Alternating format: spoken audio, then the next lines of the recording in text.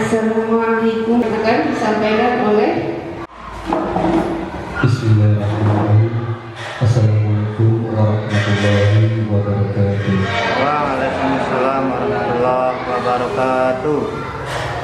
Alhamdulillahirabbil alamin wa binasta'inu wa nu'minu wa ala alihi wa sahbihi ajma'in amma ba'du. Yang terhormat Ibu Badro Syoleh SPD selaku Kepala Sekolah SD Negeri 2 Resmi, yang kami hormati Bapak Ibu Guru SD Negeri 2 Resmi,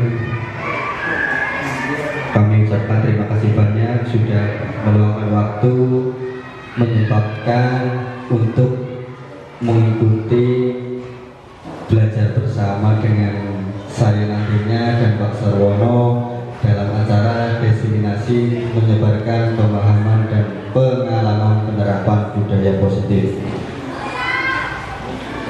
Puji syukur kepada Allah SWT yang mana telah memberikan taufik hidayah serta inayahnya sehingga kita semua dapat berkumpul di sini tanpa ada halangan suatu apapun.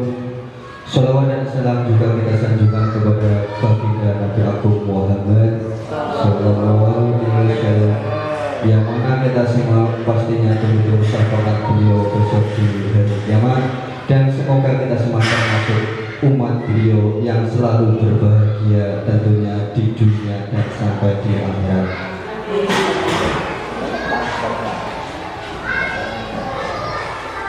Di sini saya akan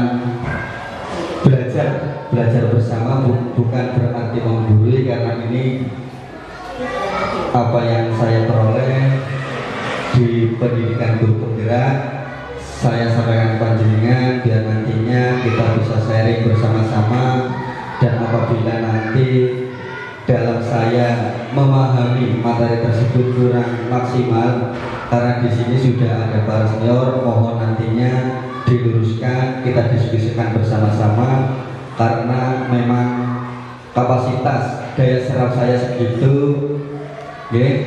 Mohon dimaafkan jika masih banyak baik dalam teori maupun praktek nanti kurangnya maksimal. Itu ada bunganya Pak Anwar. Ini ada gambar bunga. Ini ciri khas katanya Pak Anwar. Ketika saya juga mengambil motivasi dari Bu Mantri, Pak Sarwono dan yang lain-lain. Pertama kita harus lakukan dengan hati.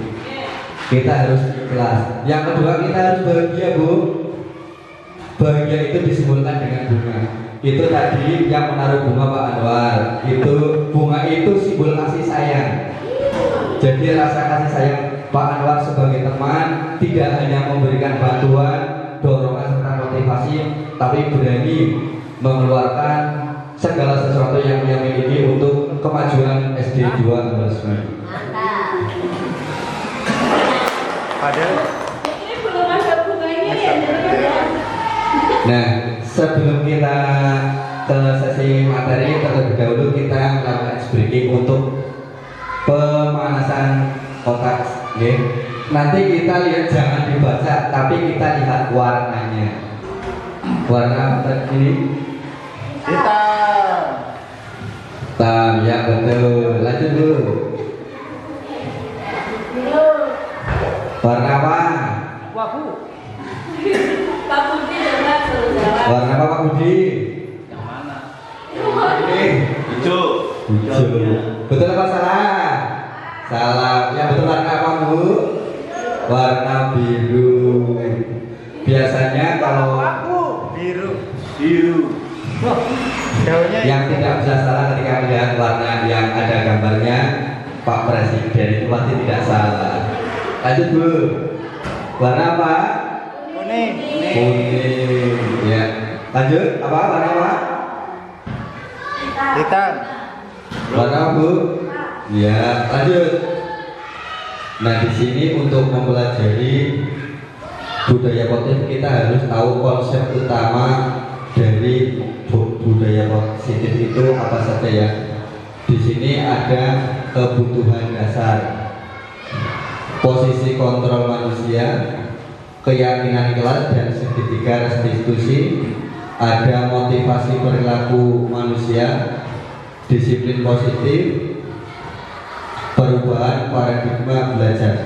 Jadi kita harus tahu apa sih kebutuhan dasar manusia, apa saja nantinya kita akan bahas di sesi selanjutnya. Posisi kontrol manusia sebagai apa saja kita harus tahu. Oke, lanjut Bu. Nah, pembelajaran paradigma baru di sini adalah pembelajaran dengan berdasarkan prinsip. Berdasarkan prinsip di sini ini pembelajaran yang berdiferensiasi. Nah, sehingga di sini kita nantinya setiap siswa itu belajar sesuai dengan kebutuhan dari tahap perkembangannya untuk mewujudkan profil pelajar Pancasila. Jadi di sini itu kita tidak hanya sebagai guru, tapi kita juga harus bisa bagaimana sih mengetahui posisi-posisi apa saja yang dibutuhkan siswa, bakat minatnya apa, seperti itu nggih. Lanjut tuh. Nah, mungkin di sini ada yang sudah tahu apa sih disiplin positif itu. Mungkin dari Bu Mantri sudah memahami, dan saya yakin teman-teman semua ini sebenarnya sudah melakukan. Okay? Nah, untuk mengetahui apa itu disiplin, mari kita lihat bersama-sama, kita pelajari bersama-sama. Okay? Lanjut Bu. Nah, sebagai pendidik, tujuan kita adalah menciptakan anak-anak yang memiliki disiplin sendiri, sehingga mereka bisa berperilaku dengan mengacu pada nilai-nilai kebajikan universal dan memiliki motivasi intrinsik bukan ekstrinsik. Jadi kita itu mempunyai tujuan untuk menciptakan anak-anak yang memiliki disiplin diri. Nah, disiplin ini yang berdasarkan mengaku dengan kebajikan universal. Untuk memiliki motivasi ini harus adanya motivasi intrinsik bukan ekstrinsik. Jadi anak-anak itu harus mempunyai keinginan pertamanya itu dari diri mereka sendiri. Oke, kita gali bersama-sama, kita latih, dan anak-anak harus sudah memiliki motivasi sendiri. Contohnya, ketika kita di dalam kelas untuk menjaga kebersihan itu kan kita sudah mempunyai kesepakatan atau keyakinan kelasnya. Di situ anak harus sadar, benar-benar sadar dari dirinya sendiri untuk menjaga kelas bersama-sama. Karena tanpanya ada rasa sadar dari anak tersebut, pasti nantinya akan disepelekan. Contoh, habis makan jajan, sampahnya ditaruh di laci sampai berbulan-bulan, bahkan sampai rasanya baunya sudah tidak sedap. Itu karena apa? Karena mereka kurangnya sadar, kurangnya motivasi dari diri mereka. Kalau saja mereka sadar, oh ini kan kita harus menjaga kebersihan kelas, kita makan jajan, pastinya sampahnya akan langsung dimasukkan ke tempat sampah tanpa nunggu teguran dari bapak ibu guru ataupun dari teman-teman. Nah, terus yang kedua, dalam budaya kita makna disiplin yaitu sesuatu yang dilakukan ke tempat sampah.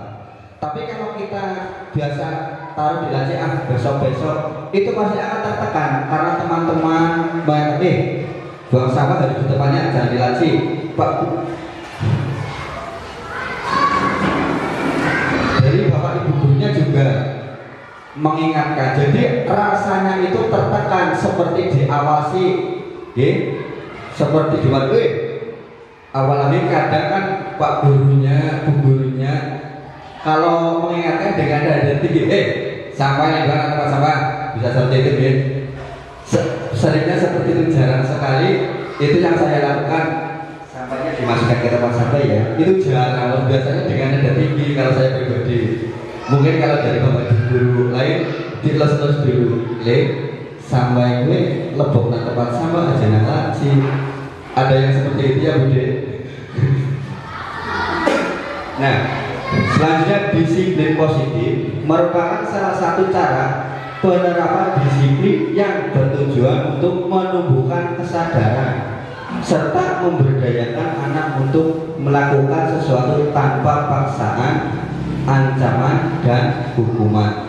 Jadi setelah anak-anak tersebut melakukannya tadi dengan hati, dengan penuh kesadaran, pastinya nantinya anak-anak akan melakukannya terbiasa dan tidak merasa tertekan, tidak harus disuruh, sudah berjalan sendiri. Oke? Seperti kita kalau setiap pagi itu ada tiket untuk menyeberangkan anak yang dulunya belum, ketika berangkat anak-anak pastinya lari sendiri.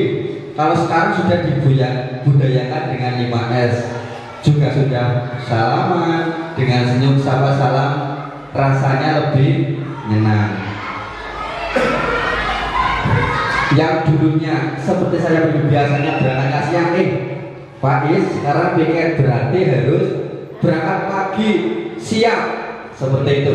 Dan saya pribadi awalnya Bu, terus terang seperti ada rasa, waduh, biasanya isuk nyiram sih, garap kain-kain nyemprot dan sebagainya. Lama-lama saya terbiasa Bu, tidak dengan rasa paksaan yang awalnya rasanya dipaksa, tertekan, akhirnya kita jalani seperti biasa. Oh, jadi ini kudune jadwal kiriman diganti sore hari, ataupun ketika ini kan di sekolah jam 6:30 sudah di depan. Sebelum jam 6:30 saya usahakan sudah sampai di sekolah. Jadi misalkan jarak tanggung, pateni golongan seperti itu. Yang awalnya dipaksa dan merasa seperti tertekan karena suatu aturan,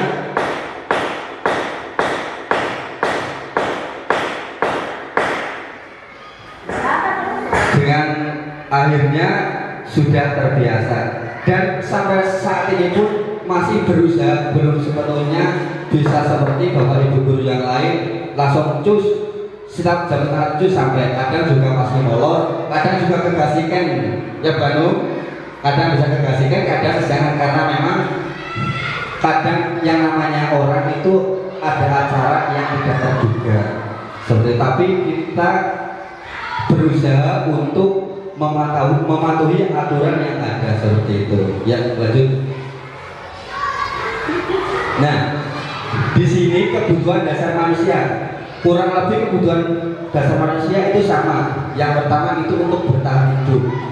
Kita bekerja untuk bertahan hidup, untuk salah satunya untuk membeli makan, okay?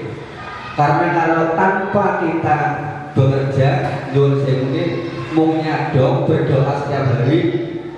Kalau menurut saya itu tanpa didasari dengan usaha, meskipun doa kita sering berdoa, sholat, berdoa, tapi kalau kita tidak ada usaha, kita tidak dapat bahkan menghasilkan, karena kita bukan wali. Mungkin kalau wali dulu rumah ceritanya masih bisa berdoa, begitu berdoa langsung ada perantara dari orang ngasih. Tapi kalau kita, meskipun kita percaya itu, kita juga harus disertai dengan hadiah atau hukuman atau sanksi, dan tidak mau tahu kenapa sih bisa memakai salah seragam. Nah, bisa jadi apabila musim hujan kan bisa jadi seragam yang kemarin belum kering dan sebagainya, dia masih banyak alasan-alasan tapi tidak mau tahu seperti itu.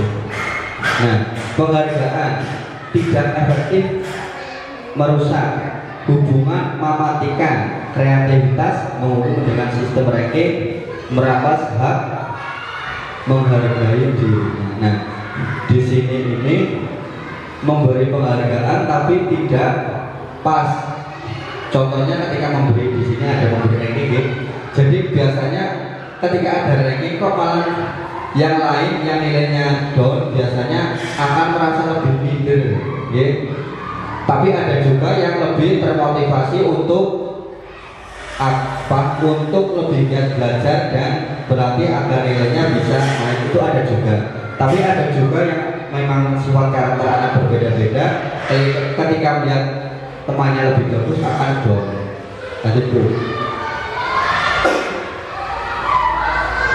Nah, di sini konsep disiplin dengan identitas sukses. Nah, di sini dengan adanya konsekuensi, di sini kita harus membuat penguatan jangka pendek. penguatan jangka pendek, dan perlunya monitoring berkelanjutan, stimulus respon, murid menghormati peraturan kehilangan waktu untuk merenungkan kesalahan. Jadi anak juga harus yang pertama itu diberi penguatan apa sih perlunya keyakinan kelas untuk di sini agar, dan kita juga harus memberikan contoh serta selalu memberi pengawasan agar anak-anak tersebut terbiasa dan taat untuk melakukannya. Nah, di sini kita juga melakukan restitusi. Nah, di sini murid akan lebih bertanggung jawab atas perilakunya. Jadi anak-anak akan lebih bertanggung jawab dengan apa yang ia lakukan, apa yang ia katakan, seperti itu. Nah, fokus pada pemecahan masalah jangka panjang. Jadi anak itu ketika misalkan apa ya, di sini fokus pada masalah, berarti kita harus ketika anak mendapatkan masalah, contohnya misalkan si Anto merusak bajunya si Andri. Nah, itu Anto diajak diskusi bagaimana sih agar menyelesaikan permasalahan tersebut. Oke? Misalkan disuruh untuk memperbaiki. Nah, apakah anak bisa memperbaiki? Kemungkinan belum bisa, ya kita harus mengajari bagaimana cara memperbaikinya. Nah, itu besok akan terkenang. Misalkan jadinya bisa menjahit bajunya sendiri yang ketika nanti sobek karena tadi sudah belajar bertanggung jawab dengan membetulkan bajunya Andi, sudah belajar menjahit dan bisa membetulkan itu. Murid menghormati dirinya dan orang lain. Jadi murid itu saling menghormati, saling menghargai dirinya sendiri baik dan orang lain baik. Terus teori kontrol, dirinya memegang kontrol. Di situ berperan sebagai apa, nantinya harus ada kontrol. Murid bersemangat memperbaiki kesalahannya. Murid itu harus semangat, tidak lari dari tanggung jawab, tapi harus berani bertanggung jawab dengan apa yang dia lakukan, untuk melakukan suatu perubahan perbaikan diri. Lanjut.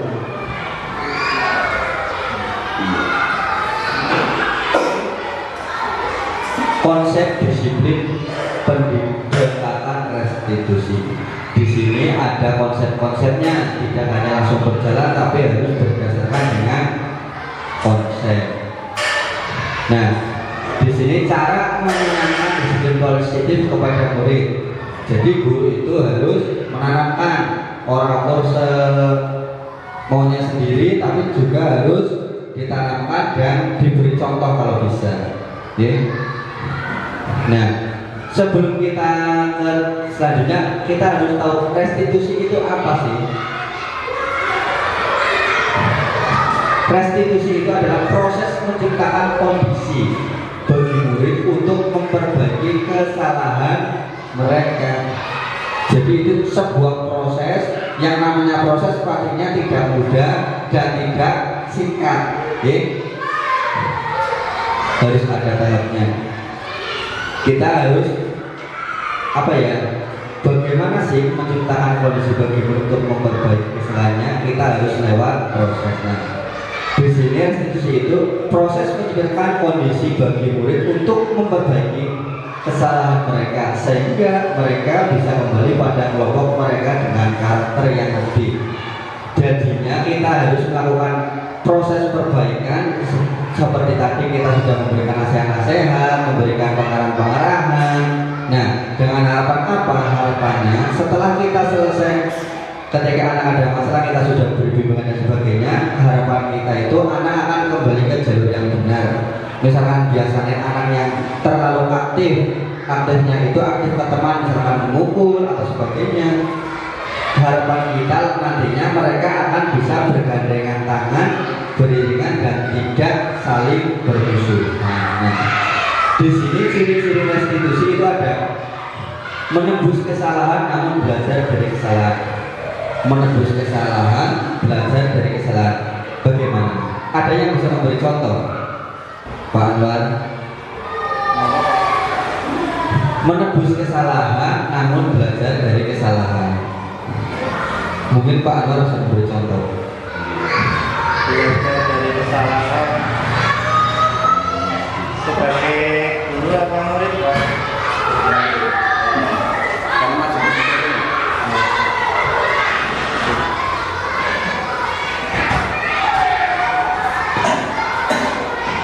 menebus kesalahan namun belajar dari kesalahan. Ya, mungkin contoh sederhana saja ya, sebagai guru yang yang saya lakukan belajar dari kesalahan. Contoh seperti yang dijelaskan Paris tadi di awal terkait jam, ya ketahuannya masuk awal yang telat, berarti besok sudah tidak telat lagi. Yang ringan-ringan saja. Kalau yang lebih berat nanti akan ada sanksi lebih lanjut atasan. Begitu Pak Paris. Oke, terima kasih. Tepuk tangan buat Pak Anwar. Mungkin dari Bapak Ibu guru lain, Pak Mariono mungkin bisa memberikan contoh. Bu Juri, Kasihkan mic-nya, Pak. ya kasihkan punya. Yes. Biasanya awalnya terpaksa, lama-lama terbiasa. Ayo, Pak. Ya, maju Pak biar kelihatan Pak. Mampu Pak. Oh, mungkin Pak Mariono mau memberikan contoh yang kedua, memperbaiki hubungan. Cek kok belum mau.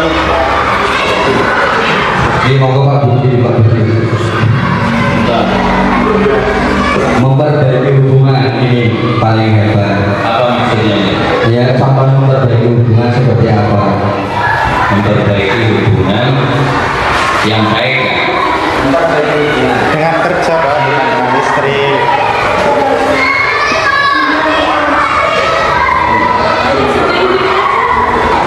Berkaitan dengan memperbaiki hubungan, kita harus selalu menggunakan hal-hal yang benar.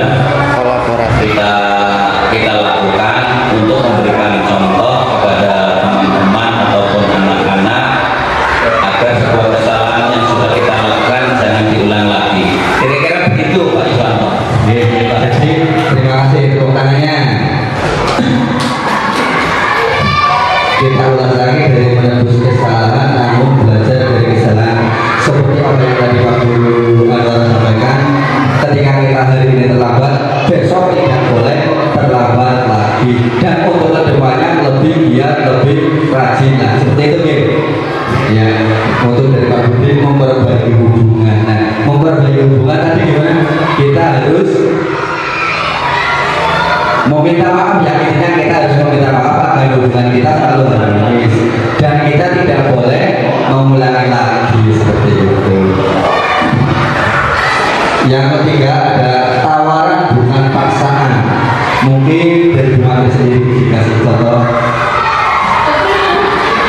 Tawaran bukan paksaan seperti apa?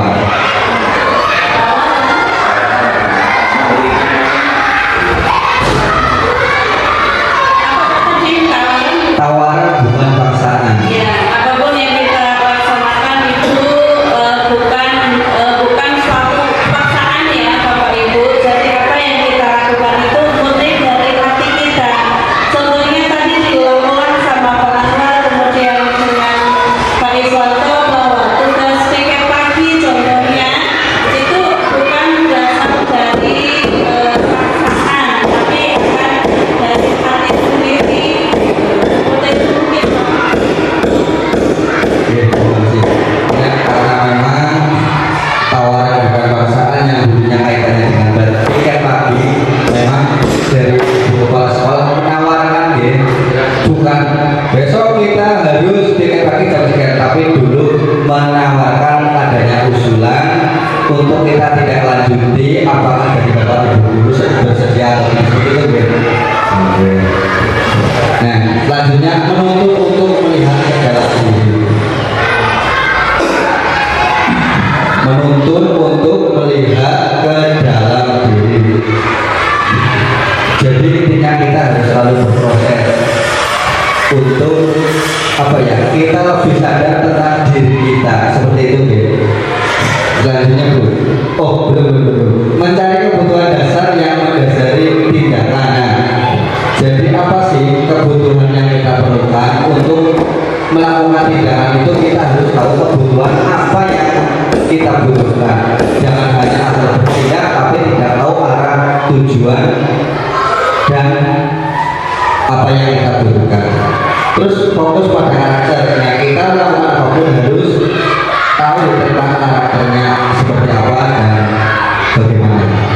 menguatkan dan fokus pada solusi. Nah, kita itu harus memberi penguatan dan solusi-solusi itu untuk tujuannya untuk memperbaiki segala sesuatu yang kita rasa paling kurang, kita harus perbaiki untuk meningkatkan agar lebih baik lagi. Begitu. Nah, di sini ada contoh kasus tentang nah, sering tidak mengerjakan.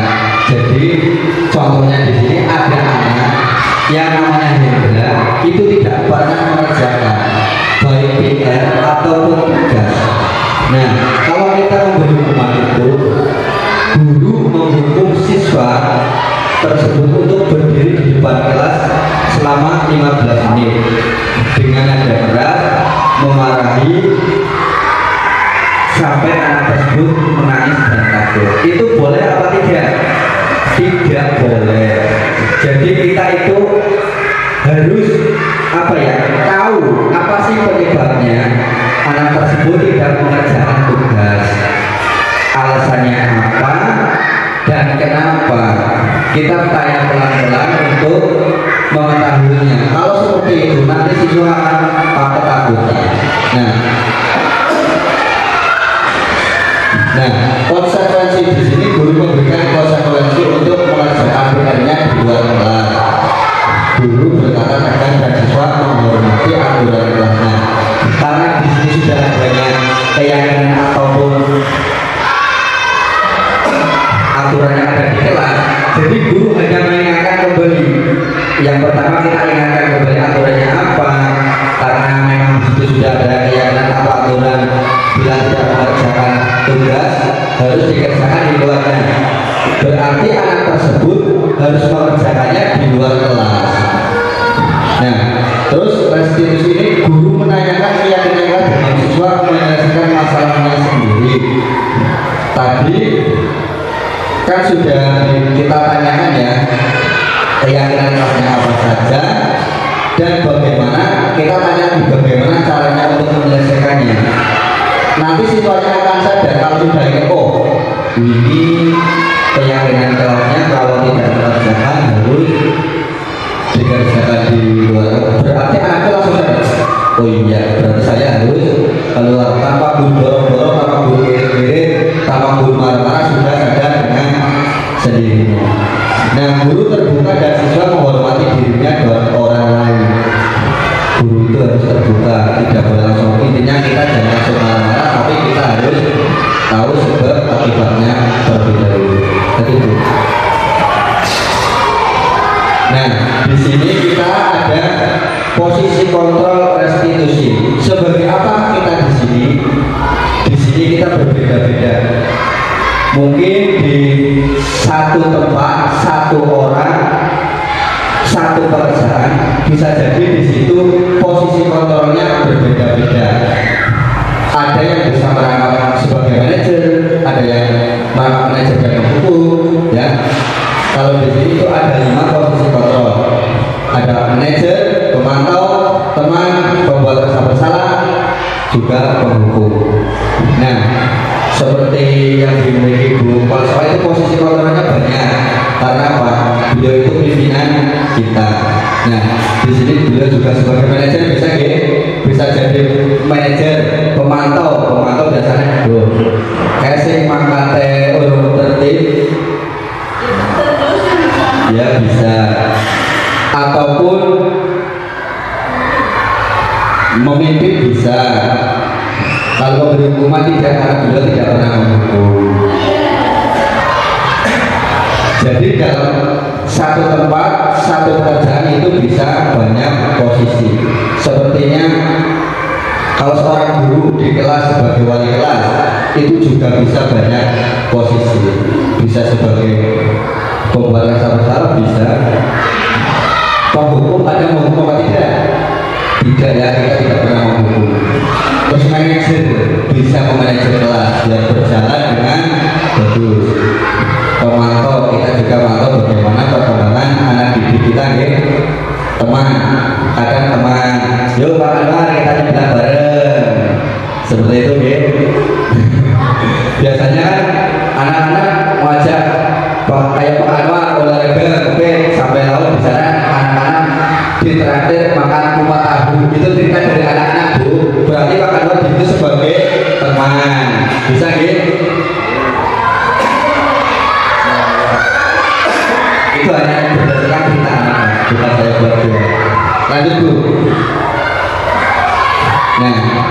sini contoh penerapan posisi kontrol. Yang pertama sebagai penghukum. Nah, patuhilah aturan yang ada di sekolah, lalu berdiri kamu di depan kelas. Itu berarti langsung menghukum. Ketika ada anak yang mungkin komandan terlalu aktif, biasanya Pak Guru atau gurunya mungkin langsung kalau menjadi posisi sebagai penghukum langsung memberi hukuman. Nah, kalau pembuat rasa bersalah itu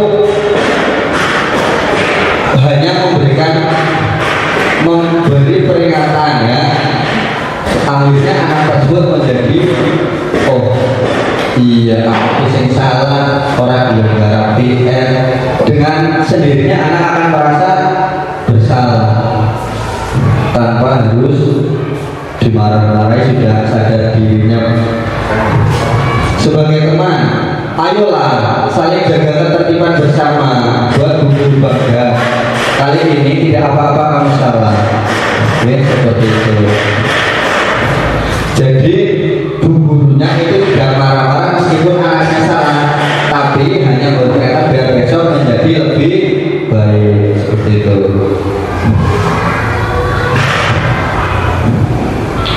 Pemantau. Nah, di sini kamu sudah melanggar apa kamu tahu peraturan dan konsekuensinya. Di sini hanya memberi peringatan, mengingatkan kembali apakah posisi atau tahu aturan yang ada, apakah tahu konsekuensinya, seperti itu ya. Tidak marah-marah, hanya dipantau untuk mengingatkan kembali aturan yang ada. Nggak boleh marah ya Pak? Iya, nggak boleh. Terus sebagai manajer, apakah kamu tahu kesalahanmu? Kira-kira bagaimana? Apakah kamu berbagi? Jadi ini anak manajer itu mengontrol ini, menanyai kenapa sih? Apa kamu tahu kesalahanmu? Pastinya ada anak yang nggak tahu. Kita tanya-tanya lagi biar anak sampai sadar. Oh iya tadi aku numpahin minumnya dia loh. Kenapa kok ditumpahin nggak sengaja? Seperti itu. Nah, keyakinan kelas. Tentunya Bapak Ibu selaku wali kelas sudah membuat keyakinan kelas ya.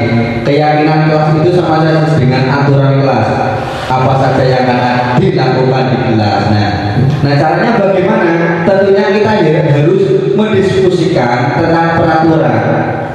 Peraturan itu apa? Kita tanamkan dulu pada anak, biar anak tahu peraturan adalah tetek seperti itu. Jadi tahu peraturan itu apa, pengertiannya dulu. Nah, setelah tahu, kita itu rumuskan peraturan menjadi keyakinan.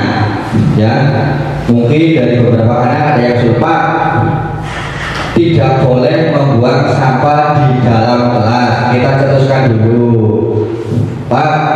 Jika disuruh maju harus mau, boleh kita tulis dulu. Berdoa sebelum dan sesudah belajar, kita tulis dulu. Ya, itu dari berbagai usulan-usulan dari anak-anak. Kalau sudah kita rumuskan bersama-sama, kita buat, kita tulis ataupun setelah itu kita pasang. Kita tempelkan di dalam kelas biar bisa dibaca oleh semua warga kelas. Karena kalau mungkin hanya dituliskan di awal, anak-anak akan lupa. Tapi ketika kita sering kayak pas masuk pintu ada tulisan keyakinan kelas, jadi tidak boleh membuang sampah. Ya, yang buang sampah sebenarnya. Nah, keyakinan kelas itu sifatnya lebih abstrak dan peraturan berupa pernyataan universal ya, dibuat dalam bentuk kalimat positif. Sedikit saja akan mudah diingat. Kata-katanya jangan terlalu panjang. Contohnya, tidak boleh membuang sampah di kelas, itu bisa disingkat jaga kebersihan atau buang sampah pada depannya, itu masih panjang ya. Pokoknya jangan terlalu panjang biar lebih mudah dipahami dan dibacanya cepat, cemater.